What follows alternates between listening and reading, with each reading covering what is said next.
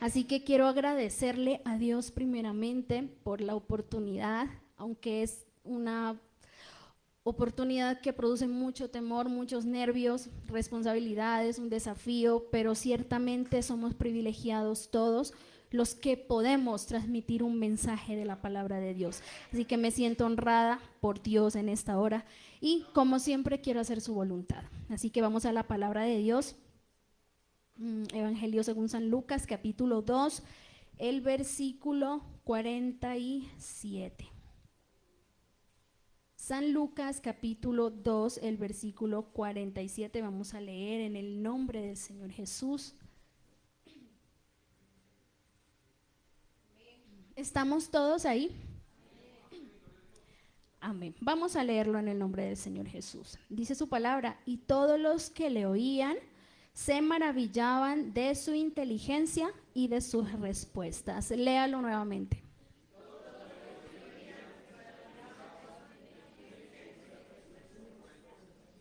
Puede tomar asiento.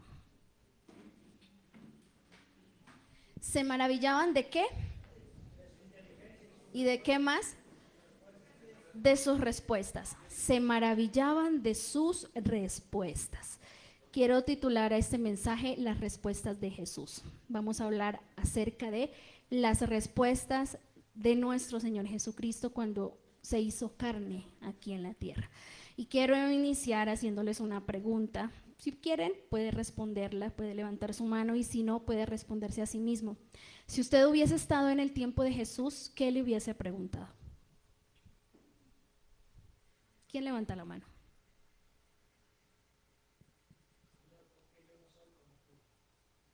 Buena pregunta, Señor, porque yo no soy como tú. ¿Alguien más? ¿Qué le hubiese preguntado a Jesús si lo hubiera tenido frente a frente, cara a cara? ¿Por qué me escogió? Amén, qué buena pregunta. Bueno, y los demás se van a hacer esa pregunta a sí mismos, se la van a responder a sí mismos. ¿Qué le hubiese preguntado yo a Jesús? Yo siempre me he hecho esa pregunta, ¿yo qué le hubiese dicho a Dios, a Jesús, a Dios encarnado en Cristo?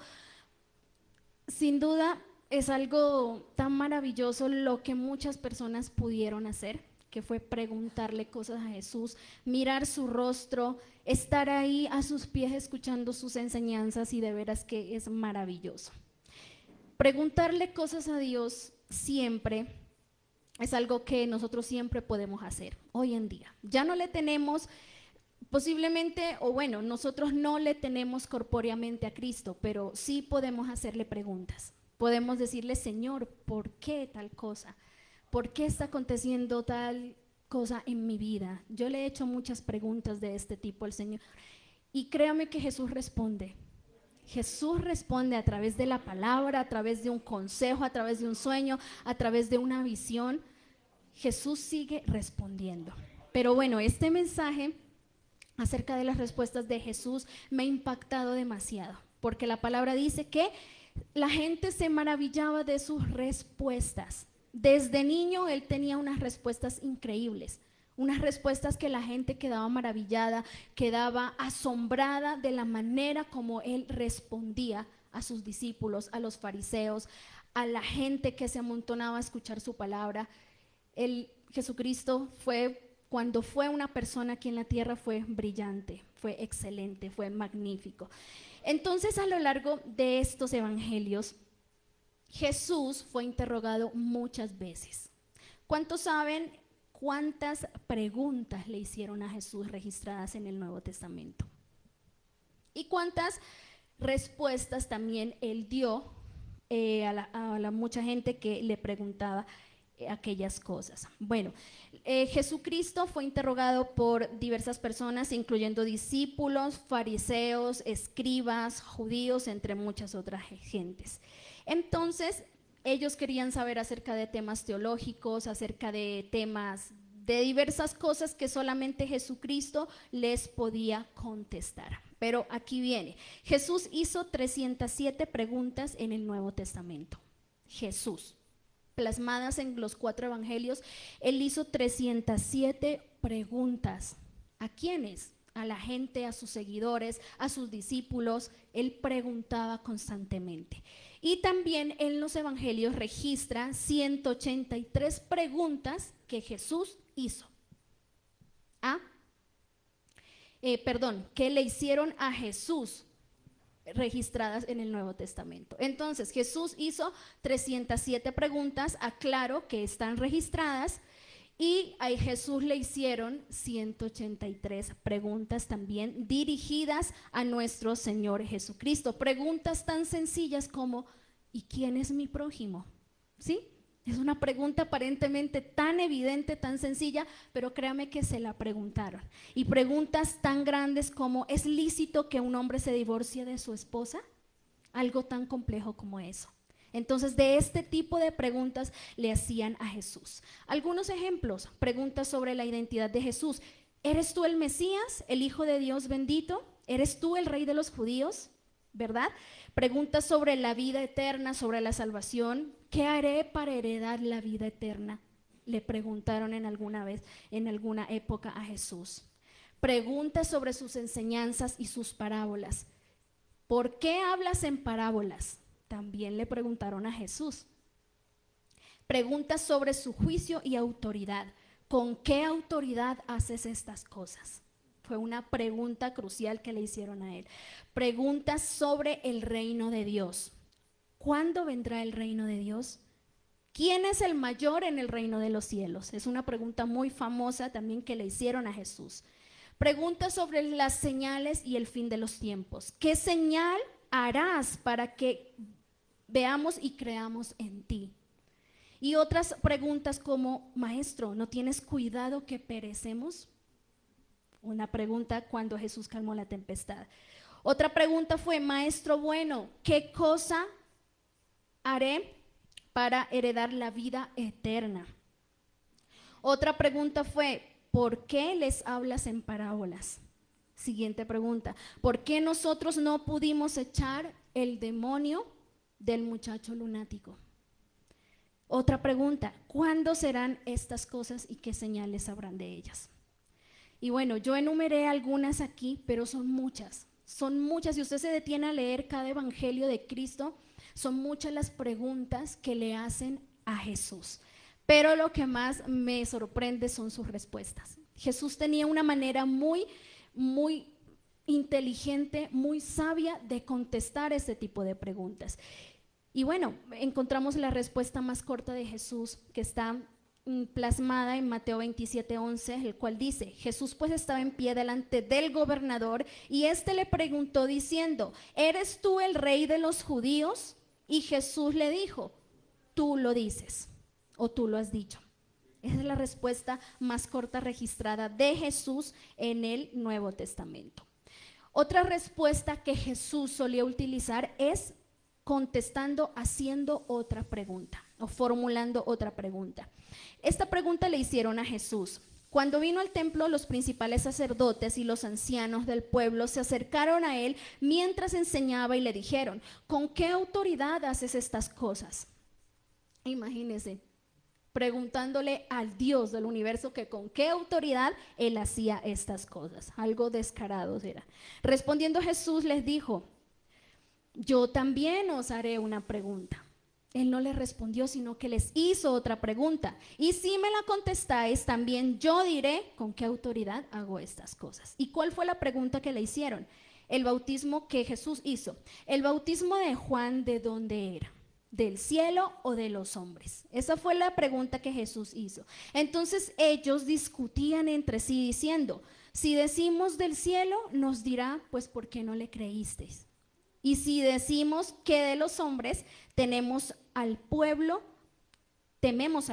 porque todos tienen a Juan como profeta. Entonces ellos quedaron desarmados, no pudieron contestarle la pregunta a Jesús. Entonces Jesús les dijo,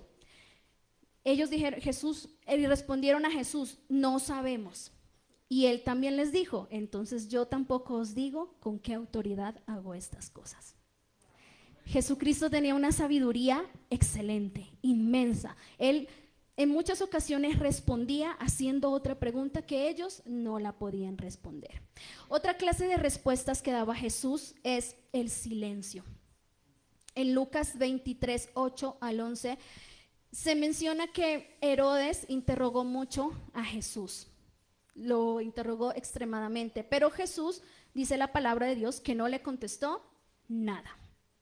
Le contestó con un silencio. No le respondió ni una sola palabra. Otro tipo de respuesta de Jesús es citando la escritura, la palabra. Mateo 4:4, él le responde a Satanás cuando fue tentado en el desierto: no solo de pan vivirá el hombre. Ese tipo de respuestas la dio citando su palabra. Otra manera de responder Jesucristo es dando una respuesta clara, una respuesta directa, contundente y sin explicaciones. ¿Qué le preguntaron? Entonces le dijeron los judíos: ¿aún no tienes 50 años y has visto a Abraham? Imagínense la pregunta. Jesús le dijo: de cierto os digo, antes de que Abraham fuese, soy yo. Jesús no necesitó explicarle con plastilina que yo soy. Sí, antes de que Abraham fuese, yo soy, sin ninguna explicación. Él solo dijo: antes de que Abraham fuese, yo soy. Si lo quieren creer, está bien. Y si no, también. Entonces Jesucristo daba este tipo de respuestas también claras y contundentes. Otro tipo de respuesta de Jesús era responder con parábolas. Y esta respuesta la dio en Lucas 10:29. Pero él, queriendo justificarse a sí mismo, dijo a Jesús: ¿y quién es mi prójimo? Y Jesús le responde. Respondiendo Jesús dijo toda la parábola del buen samaritano. Le respondió con la parábola del buen samaritano. Entonces, qué increíble es ver cómo Jesucristo respondía de una y mil maneras a todas las personas que tenían ciertos interrogantes sobre él y sobre su palabra. Bueno, pero en esta noche yo quiero hablar acerca de las respuestas de Jesús a las preguntas capciosas que le hacían los fariseos, los saduceos, los herodianos. ¿Qué es una pregunta capciosa? Una pregunta capciosa es una pregunta maliciosa, es una pregunta engañosa, es una pregunta tendenciosa que está diseñada para que cualquier respuesta que se dé implique culpa, contradicción o error. Ese era el propósito de los que querían tentar a Jesús, que él por medio de sus respuestas caiga en una contradicción, caiga en un error bíblico, doctrinal. Y si bien no había nada de malo en hacerle preguntas a Jesús, pero mucha gente lo hacía con malas intenciones, lo hacía con la finalidad de que Jesucristo caiga en una trampa. Entonces ellos hacían este tipo de preguntas capciosas, no como Jesús. Jesús hacía un tipo de preguntas más bien retóricas. Una pregunta retórica tiene la intención de llevar a reflexionar o enfatizar sobre una gran verdad. Un ejemplo de esta pregunta es, un ejemplo que hay en la Biblia, cuando Jesús dice: ¿acaso hay algo imposible para Dios? Esa pregunta hace Jesús. ¿Acaso hay algo imposible para Dios? Para nosotros la respuesta es nada, no.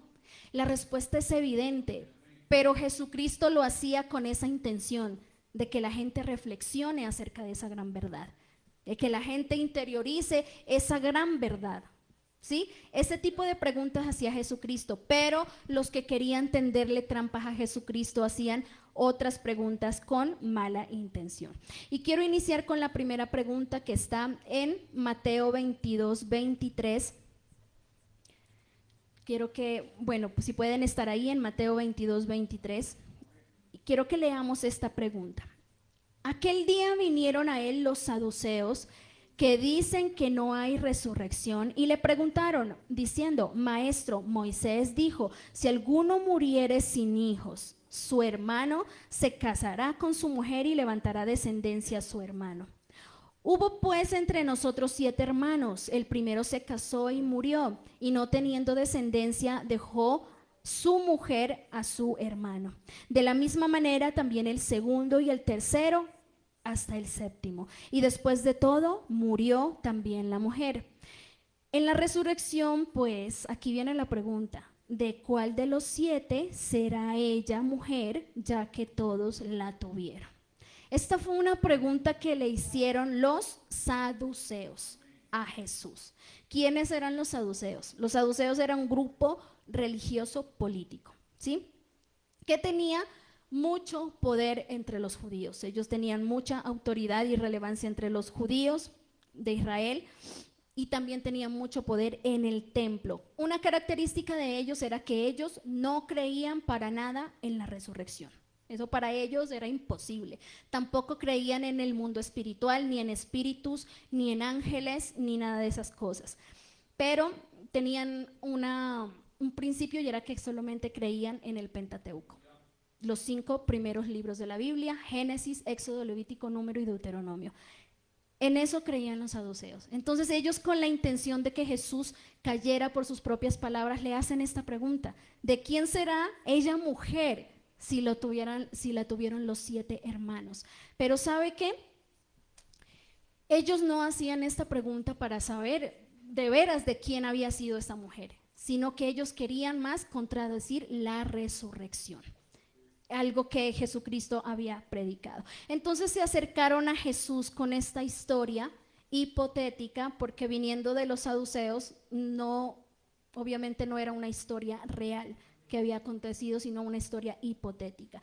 Y ellos se basaron en la ley del levirato basada en Deuteronomio 25:5, que decía que si un hombre moría sin hijos, su hermano debía casarse con la viuda para darle descendencia. Ellos citaron esta palabra en Deuteronomio 25:5 al 6.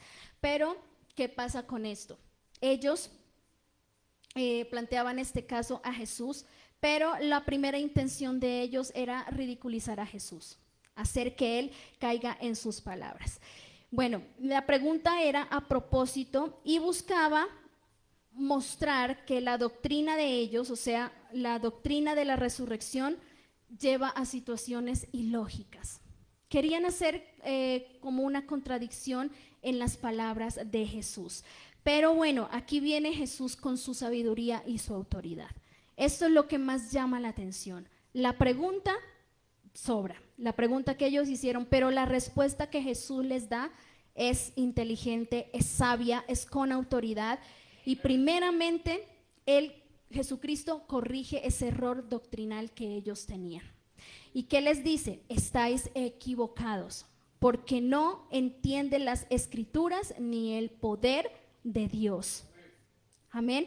Y les muestra que el cielo no es una continuación de esta vida terrenal, ¿sí? Porque Él dice en su palabra y lo aclara: cuando estemos allá en el cielo, ni se casarán ni se darán en casamiento.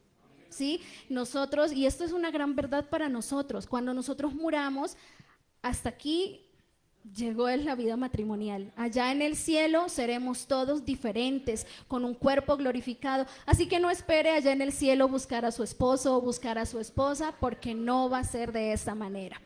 Y Jesucristo afirma esto.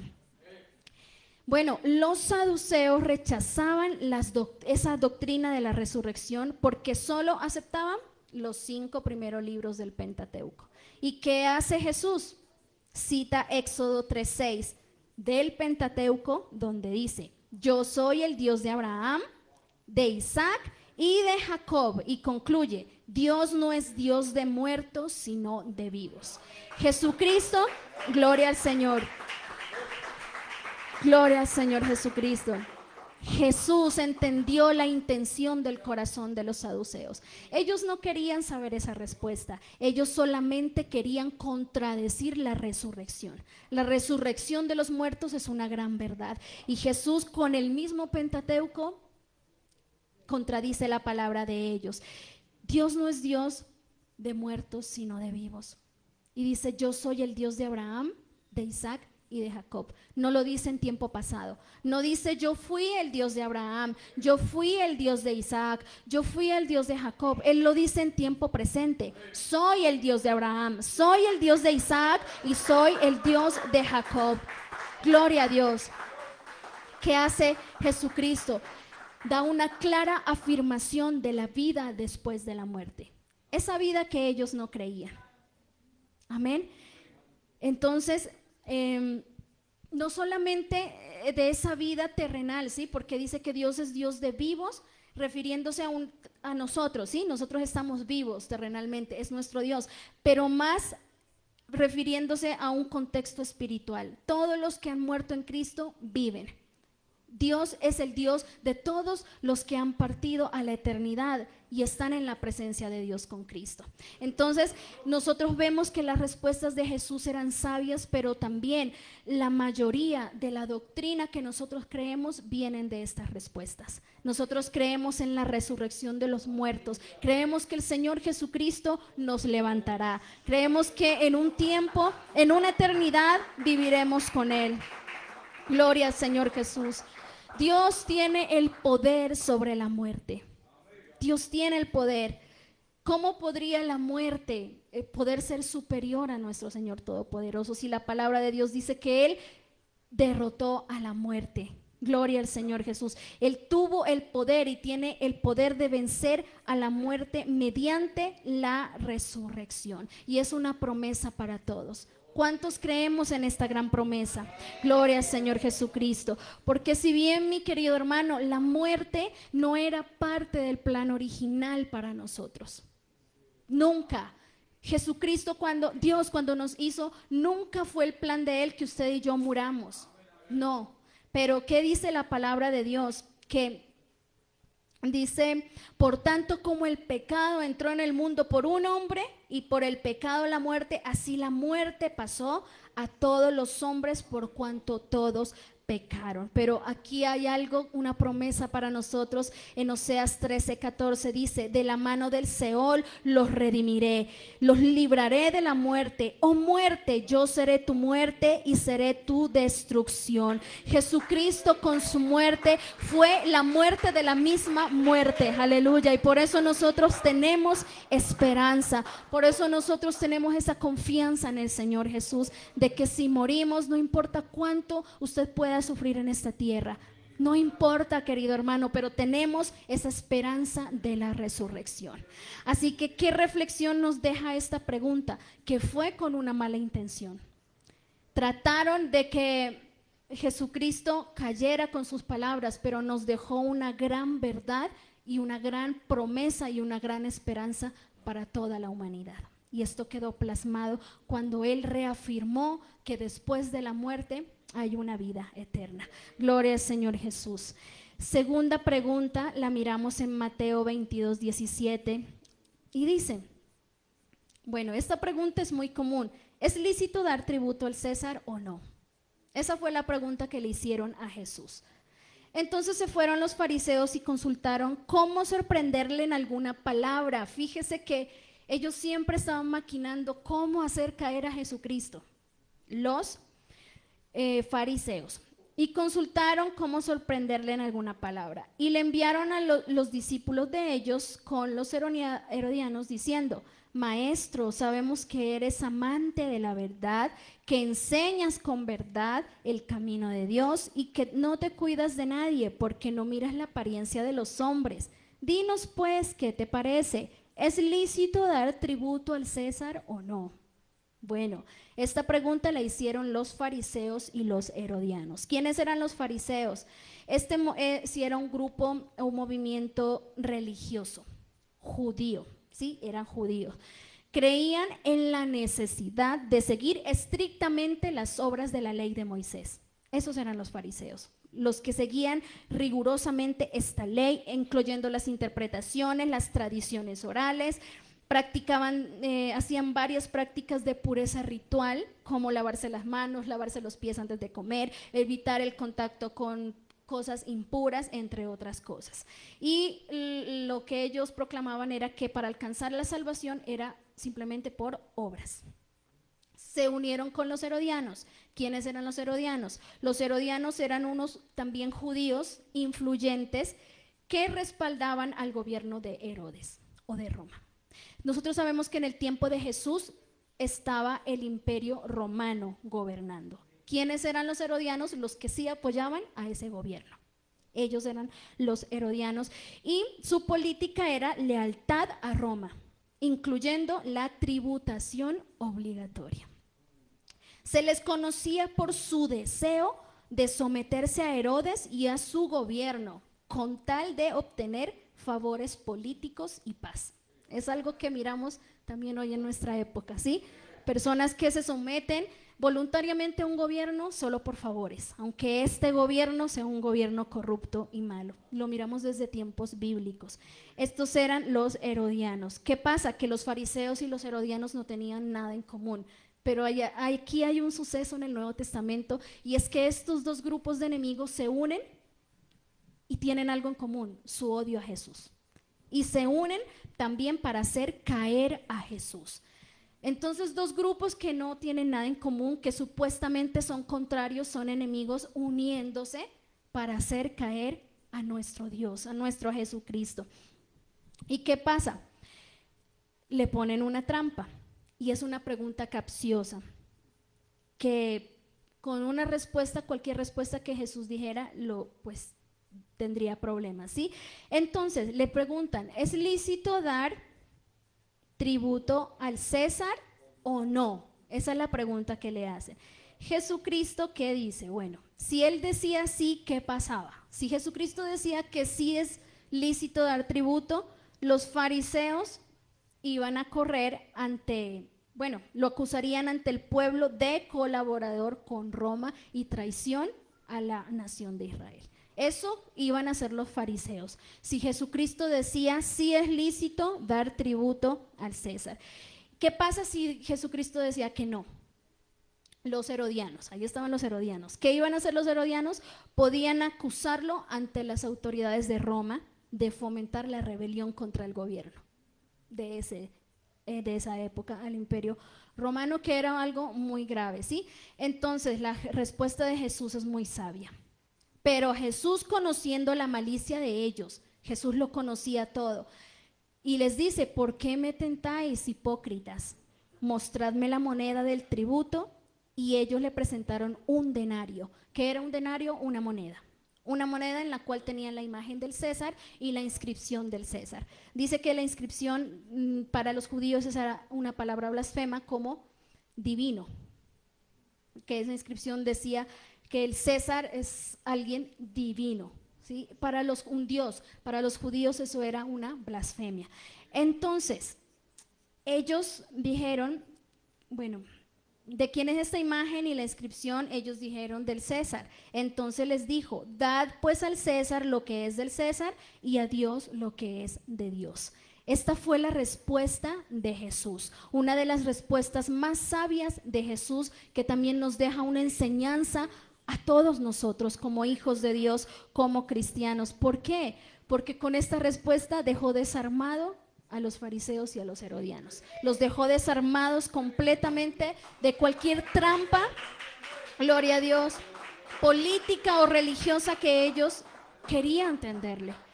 Entonces, primeramente, con esta respuesta que hace Jesús es reconocer la autoridad civil. No irse en contra de la autoridad civil y decir no es lícito pagar el tributo, pero también afirma su soberanía y la soberanía de Dios. Gloria al Señor Jesucristo. Cuando Jesús dijo: dad al César lo que es del César, estaba haciendo una clara distinción entre dos reinos: el reino de este mundo, el reino terrenal, y el reino de Dios. Gloria a Dios. El César podía tener poder sobre el reino terrenal, pero había un reino más allá del terrenal, que es el reino espiritual, y es el reino de nuestro Señor Jesucristo, nuestro Dios, Rey de Reyes y Señor de Señores. Mis amados hermanos, nosotros formamos parte actualmente de esos dos reinos. Terrenalmente debemos estar sometidos,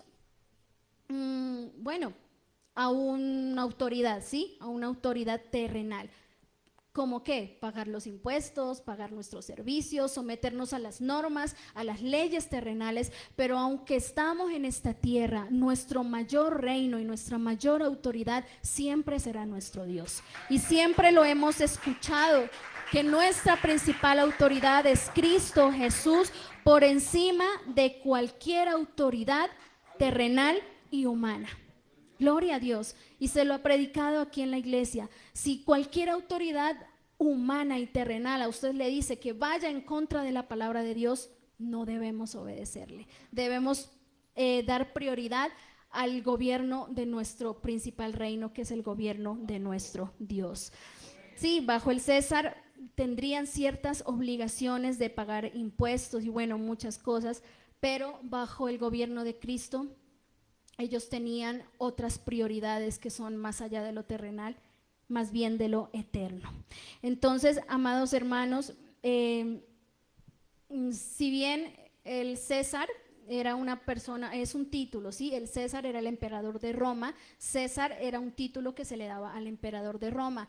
Si bien ellos plasmaban su imagen en una moneda, en algo terrenal, en algo que ellos mismos hacían, pero hay una gran verdad, y es que Jesucristo ha estampado o ha plasmado esa imagen de Él en nosotros. Nosotros somos hechos a su imagen y semejanza. Gloria al Señor Jesucristo. Lo dice en Génesis 1:27, Él nos hizo a su imagen y semejanza.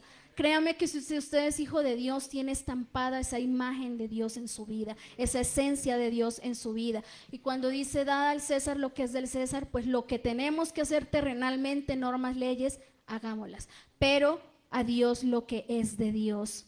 Gloria al Señor. Romanos 6:13 dice, ni tampoco presentéis vuestros miembros al pecado como instrumentos de iniquidad, sino presentados vosotros mismos a Dios como vivos de entre los muertos y vuestros miembros a Dios como instrumentos de justicia. Esa es la manera en que debemos presentarnos a nuestro Dios en este tiempo. Gloria al Señor. Esta respuesta grandiosa de Dios, de Jesús, también nos dejó una enseñanza para nosotros. Y es para que la apliquemos y para que la tengamos en cuenta. Tercera pregunta, Mateo 22:34, ahí más abajo le hacen otra pregunta a Jesús, la cual dice, ¿cuál es el gran mandamiento en la ley? Esa fue la pregunta. ¿Quién le hizo esta pregunta? Quiero avanzar rápidamente. Dice que entonces los fariseos, oyendo que había hecho callar a los saduceos con las anteriores preguntas, él les cerró la boca, ¿sí? Los hizo callar, los hizo enmudecer. Viendo ellos que los había hecho callar, se juntaron a uno de ellos, intérprete de la ley, preguntó por tentarle diciendo, una vez más por tentarla, maestro, ¿cuál es el gran mandamiento de la ley? Jesús le dijo, amarás al Señor tu Dios con todo tu corazón, con toda tu alma, con toda tu mente. Este es el primero y grande mandamiento. Y el segundo es semejante, amarás a tu prójimo como a ti mismo. De estos dos mandamientos depende toda la ley y los profetas. Esta fue la tercera pregunta que le hicieron a Jesús. ¿Quiénes eran los intérpretes de la ley? Bueno, eran individuos reconocidos por su profundo conocimiento de la ley de Moisés y su habilidad para interpretar las escrituras, ¿sí? A menudo, eran llamados doctores de la ley y desempeñaban un papel crucial en la enseñanza y en el mantenimiento de la tradición de la ley judía. Los intérpretes de la ley se destacaban por su capacidad de no solo comprender el texto literal, no solo lo comprendían literalmente, sino también de ampliar y aplicar la ley en situaciones prácticas. O sea, ellos la desglosaban, ellos la ampliaban dependiendo de cada circunstancia. Esto hacían los famosos intérpretes de la ley.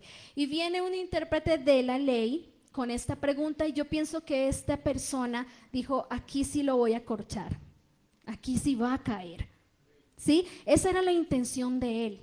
Pero, ¿qué pasó? Bueno, Jesucristo con su sabiduría le dio una respuesta también muy sabia. Jesús responde con autoridad primeramente. Las respuestas de Jesús siempre eran con autoridad. ¿Y qué hace Jesús? Le cita la misma ley. Le cita la misma ley. Deuteronomio 6:5 y Levítico 9:18. Él no se fue a citar otra parte de la escritura, sino la misma ley con lo que ellos lo querían hacer caer. Deuteronomio 6:5, amarás a Jehová tu Dios con todo tu corazón y de toda tu alma y con todas tus fuerzas. Deuteronomio está en la ley, ¿sí? Y Levítico 19:18, no te vengarás ni guardarás rencor a los hijos de tu pueblo, sino que amarás a tu prójimo como a ti mismo, yo Jehová. Él les citó la ley, 2 versículos de la ley, y no solo evitó la trampa, sino que respondió con todo el fundamento de la ley. Aquí viene la sabiduría de nuestro Señor Jesucristo. Aquí viene esa inteligencia de la cual Él irradiaba desde que era un niño y que se maravillaban de sus respuestas. Y dice su palabra que todos ellos quedaban atónitos, ellos quedaban maravillados acerca de su doctrina y sus respuestas. Bueno, cuando Jesús hace esto, resume toda la ley solamente en 2 mandamientos. Y estos mandamientos aplican para nosotros hoy en día. Estos 2.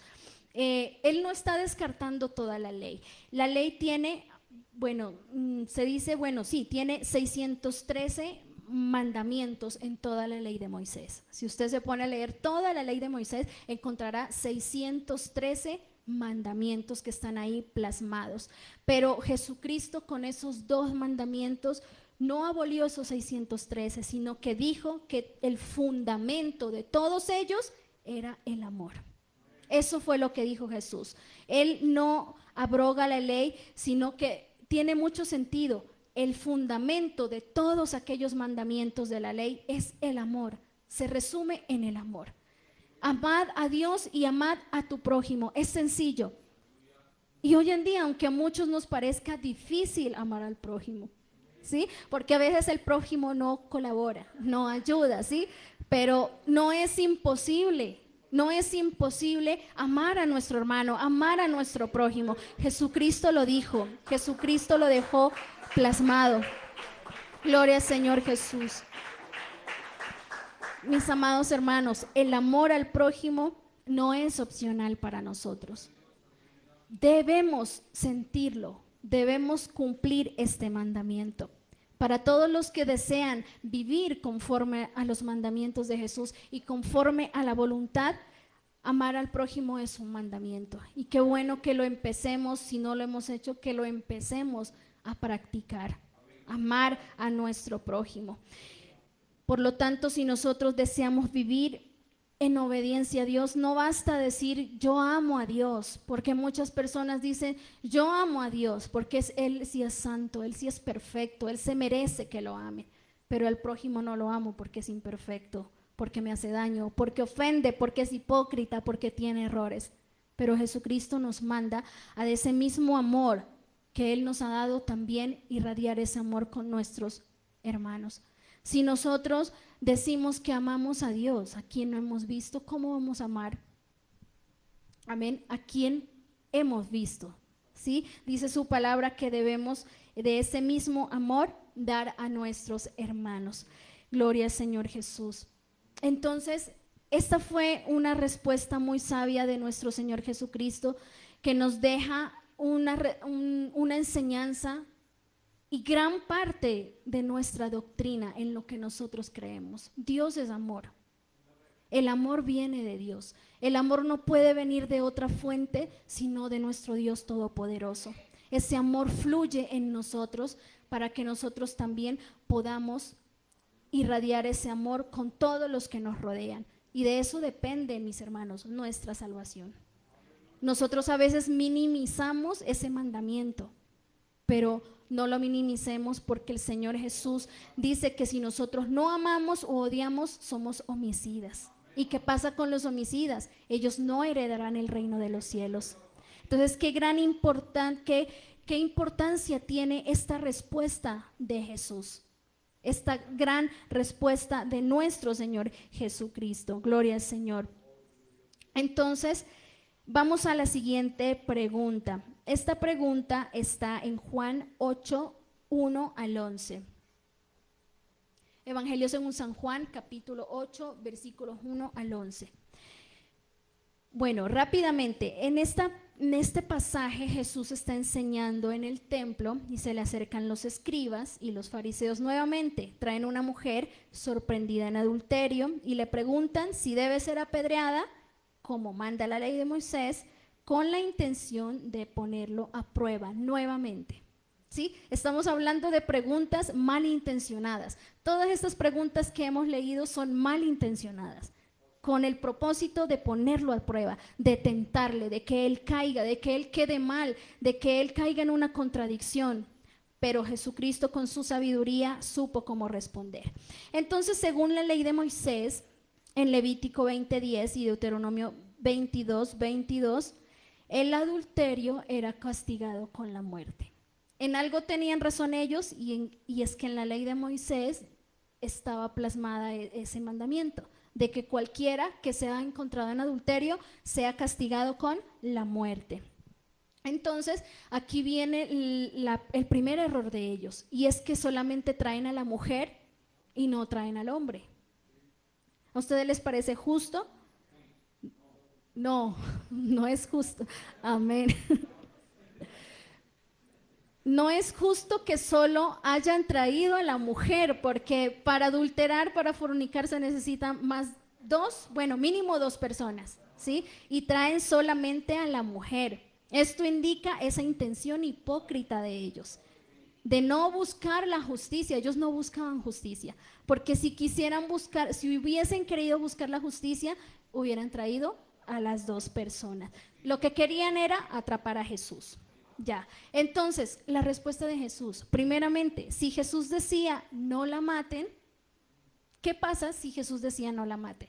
Entonces, de una, ellos lo acusaban de ir en contra de la ley de Moisés, porque en la ley de Moisés decía que tenía que morir apedreada.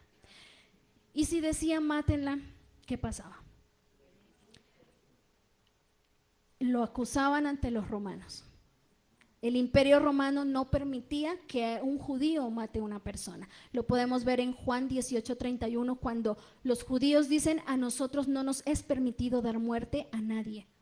Los judíos no podían juzgar nada en el imperio romano. A esa mujer, según Roma, tenían que hacerle primero un juicio antes de matarla. Entonces, de esta manera, Jesús aquí viene con su respuesta brillante. Jesucristo. La frase que cuando la mujer estaba ahí, él lanza la primera frase que es muy común entre nosotros y le dice: el que esté libre de pecado sea el primero en lanzar la piedra contra ella. Esa fue la primera frase que Jesús dijo. ¿Y qué pasa cuando él dice esto? El que esté libre de pecado que sea el primero en lanzar la piedra contra ella. Con esta frase, Jesús no excusó el pecado de la mujer. Con esta frase, él no dijo: no, es que ella no estaba haciendo nada malo. Él no excusó su pecado. Con esta frase tampoco abroga la ley. Tampoco dijo: es que la ley es mentira, la ley es falsa. Tampoco abrogó la ley con esta frase, sino más bien que reveló la hipocresía de todos los que querían condenarla.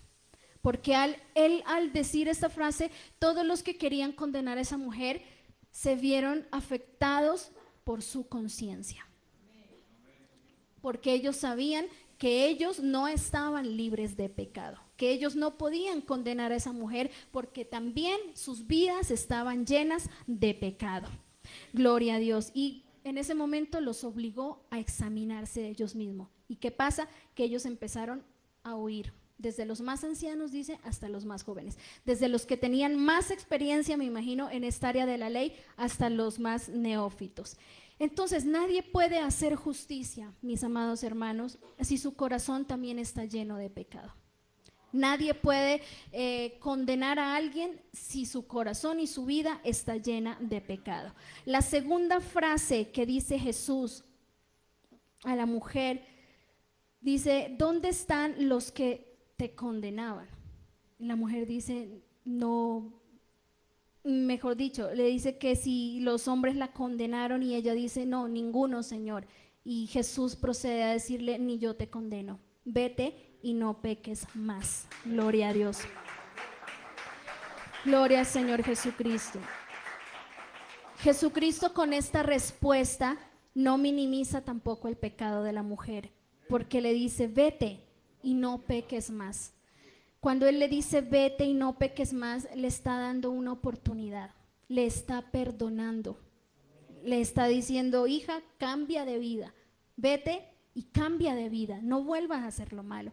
¿Qué está haciendo Cristo? Le está dando una oportunidad, no la está mandando al infierno de una, como lo hacemos a veces nosotros. Amados hermanos, nosotros no estamos llamados a condenar a nadie. Usted y yo no estamos llamados a mandar al infierno a nadie. Usted no puede decirle a alguien, tú eres un adúltero, un fornicario, te vas a ir al infierno. Eso es una condenación. La palabra del Señor Jesús es clara en esto. Este pasaje muchas veces ha sido muy mal interpretado por muchos, que dicen, ay, es que nadie es digno de juzgar a alguien. ¿Sí? Usted ha escuchado esta frase y se basan en este capítulo y dicen, Jesucristo no condenó a la mujer, no juzgó a la mujer. Entonces, ¿quiénes somos nosotros para juzgar también? Pero la palabra de Dios dice, no juzguéis según las apariencias, sino juzgad con justo juicio. Juan 7:24. Nosotros estamos llamados a juzgar con justo juicio. ¿Y cómo es esto? Juzgar, la palabra juzgar significa discernir entre lo que es bueno, lo que es malo, lo que es justo, lo que es verdadero. Y como hijos de Dios estamos llamados a juzgar con justo juicio. Un ejemplo, si usted mira que su hermano está en un error, está en un pecado, usted está llamado a advertirle sobre ese pecado. Usted está llamado a hablarle y a decirle, si tú no te arrepientes, hay una condenación y te vas a perder. Con eso no estamos condenando. Lo que no estamos llamados a hacer es condenar a la persona. Condenarla, mandarla al infierno sin ni siquiera haberle hablado la palabra, sin ni siquiera decirle, hay un Dios que te puede perdonar. Eso fue lo que Dios hizo con nosotros y lo que sigue haciendo. Él no nos condena a la primera vez, Él nos da oportunidades de arrepentimiento. Gloria al Señor Jesús. No estamos llamados a condenar ni a juzgar hipócritamente. También Jesús advierte acerca de esto. Mateo 7:1, no juzguéis para que no seáis juzgados. También a veces se lo malinterpreta. No juzguéis para que no seáis juzgados. Pero este juicio, este juzgar, es cuando Jesús dice que los que señalan la viga, ¿sí? La paja en el ojo ajeno y no se ve la viga tan grande que hay en su propio ojo. Es cuando nos atrevemos a juzgar, cuando incluso nosotros estamos haciendo cosas aún peores que ellos. Entonces, esta respuesta de Jesús dejó callados a todas esas personas que querían apedrear a esta mujer, ¿sí? Porque ellos no estaban libres de pecado. Jesucristo es tan misericordioso que Él le dio una oportunidad a esta mujer, así como nos la da a cada uno de nosotros. Hoy es el día en que Dios sigue dando oportunidades.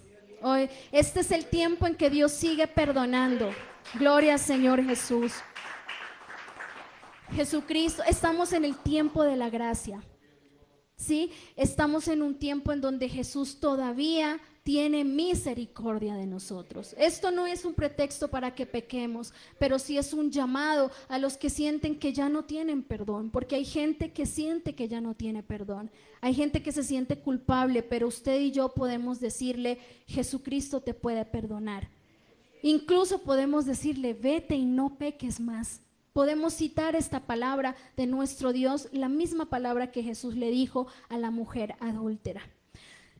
Entonces, de esta manera, Jesús no solo respondía a las preguntas malintencionadas, sino que también nos dejaba una lección de vida en las respuestas.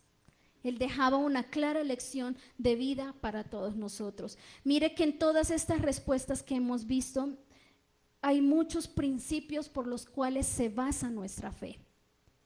Dios no es Dios de muertos, sino de vivos. La primera respuesta de Jesús. Dad pues al César lo que es del César y a Dios lo que es de Dios. Segunda respuesta. Amarás a Dios sobre todas las cosas y a tu prójimo como a ti mismo. Tercera respuesta. El que esté libre de pecado, que tire la primera piedra. Cuarta respuesta, vete y no peques más. Quinta respuesta. Es tan sabia y es tan gratificante para nosotros escuchar estas grandes verdades de nuestro Dios. Y hay una última pregunta que no quiero ahondar en ella por el tiempo, y es esta pregunta. Cuando le hacen esta pregunta a Jesús, ¿es lícito al hombre repudiar a su mujer por cualquier causa? Mateo 19:3 es una pregunta hoy en día muy controversial, y también fue una pregunta malintencionada para hacer caer a Jesús. Y el que dice, lo que Dios juntó no lo separe el hombre. ¿Cuántas familias hoy en día se han salvado del divorcio, de la separación, por esta palabra? Porque Jesús proclamó y dijo, lo que Dios juntó, no lo separe el hombre. Qué gran verdad hay en esta respuesta de Cristo. Qué doctrina tan maravillosa hay solamente en una respuesta. Yo concluyo que toda esta gente quiso rebajar a Jesús, quiso irse en contra de la palabra de Jesús, haciéndole este tipo de preguntas, pero lo que ellos no sabían es que iban a marcar la historia con las respuestas que Jesús les dio, porque estas respuestas siguen vigentes para nosotros. Estas respuestas son eficaces ahora para nosotros, para cualquier cosa, para cualquier conflicto, para cualquier aflicción, para cualquier situación que usted pueda tener en su vida. Entonces, muchos en ese tiempo le decían, maestro, rabí, tú que lo conoces todo. Venían a él con ese tipo de palabras, pero lo hacían en un tono burlesco o sarcástico. No lo hacían por un respeto que le tenían a Jesús. Hoy en día también muchas personas se refieren así, de esta manera, al evangelio. ¿Y a qué quiero llegar y quiero concluir en este momento? Acerca de estas respuestas y llegar al corazón del mensaje, y es que Jesús sigue siendo cuestionado en esta actualidad. No solamente lo cuestionaron los fariseos, los herodianos, los saduceos, los escribas, los doctores de la ley. Él sigue siendo cuestionado. Pero ahora Jesús no está corpóreamente para hablar y de tú a tú con cada persona que se opone al evangelio. Hoy estamos tú y yo para responder. Estamos tú y yo, y no debemos, dice la palabra de Dios, que debemos contender ardientemente por esta doctrina. Debemos contender por estos principios que la Biblia nos ha dejado, que el Señor nos ha dejado. Gloria al Señor Jesús. Hoy en día esta actualidad se ha empeñado en destruir los principios bíblicos, en el valor de la familia, el valor de la vida desde la concepción hasta su muerte natural, porque hoy en día pelean a favor del aborto, de matar niños en el vientre de su madre. Hoy en día pelean por la eutanasia, para que una persona muera de manera no natural. Todas esas cosas son corrientes que van en contra de la palabra del Señor Jesucristo, pero nosotros estamos puestos como luz en esta tierra para defender esa doctrina. Gloria al Señor Jesús. Nos quieren acorralar con ideologías paganas, con ideologías, con contenidos nada edificativos para que los niños, para que los adolescentes vayan en contra de esta palabra. Y la idea de ellos es minimizar la palabra, abolir la palabra de Dios. Si bien no la pudieron quemar, no la pudieron destruir, pero hoy en día con ideologías y con contenidos raros quieren sacar la palabra de nuestro corazón. Pero para eso estamos nosotros, firmes con autoridad, gloria a Dios, para responder también con denuedo y para defender la palabra con autoridad, cuando los malos, cuando los inconversos también quieren hacernos las mismas preguntas capciosas y malintencionadas que le hacían a Jesucristo. ¿A cuántos les han hecho ese tipo de preguntas? Hay muchas preguntas por ahí que dicen, bueno, si Dios es bueno y todopoderoso, entonces ¿por qué permite tanto sufrimiento? ¿No es verdad? A muchos nos han hecho esta pregunta. Esta es una pregunta malintencionada. Esta es una pregunta que busca que nosotros entremos en una contradicción. pero aprendamos de Jesús. Hay otra pregunta que dice, es ¿por qué Dios mató a tanta gente en el Antiguo Testamento? Es una pregunta muy común. Hay preguntas también que son hasta ilógicas y ridículas. Una vez escuché una que decía, es que si Dios es tan poderoso, ¿Él puede hacer que una vela esté encendida y apagada al mismo tiempo? Esas cosas son ilógicas. ¿Dios puede crear una piedra tan grande que Él no la pueda levantar? Son cosas que van en contra de la lógica de Dios. Dios es un Dios lógico y Él no va a ceder a la necedad de la gente. Él no va a complacer los caprichos de la gente, pero ese tipo de preguntas las hacen diariamente para hacernos caer a nosotros como cristianos. Finalmente, querido hermano, ¿cómo responder a preguntas malintencionadas como lo hizo Jesucristo? Porque la reflexión del mensaje es que aprendamos de Él. Aprendamos cómo Él respondía, sabiamente, con inteligencia, con palabra sazonada, con revelación, con doctrina. Mire que todas estas respuestas nos han servido a lo largo de la historia para mantenernos en esta fe y para decir que somos cristianos. Pero esto también es un claro ejemplo de cómo pararse firme ante los que se oponen a la verdad, ante los que critican el evangelio. Primero, discernir la intención. Cuando alguien llegue a usted con una pregunta así como que quiere hacerlo caer, quiere que usted caiga en una contradicción, discierna la intención de esa persona, porque la intención de esa persona puede no aprender. Mucha gente pregunta no con la intención de aprender de la palabra de Dios. Ellos no quieren aprender, ellos no quieren estudiar, no quieren conocer más de Dios. Sería ideal, ¿verdad?, que todos quieran conocer. Muchos quieren contender, muchos quieren pelear, pero ahí es cuando el creyente debe tener discernimiento y conocer esa intención del corazón de esa persona. No caigamos en la trampa de los que quieren hacernos caer. Respondamos con sabiduría, no con nuestras emociones. ¿Cuántos hoy en día se ponen bravos, se ponen a pelear cuando la gente está contendiendo con el evangelio? No caigamos en contiendas vanas. Nosotros estamos para defender ardientemente esta doctrina, pero no a golpes, no a gritos, no a regaños, sino con sabiduría, con palabra sazonada. Hagamos lo que nuestro Jesús hacía, devolver una pregunta o responder con otra pregunta. Es una manera como de hacer reflexionar a la otra persona y hacer que esa persona también piense y examine su corazón. Y por último, hablemos con gracia y con verdad, con palabra sazonada.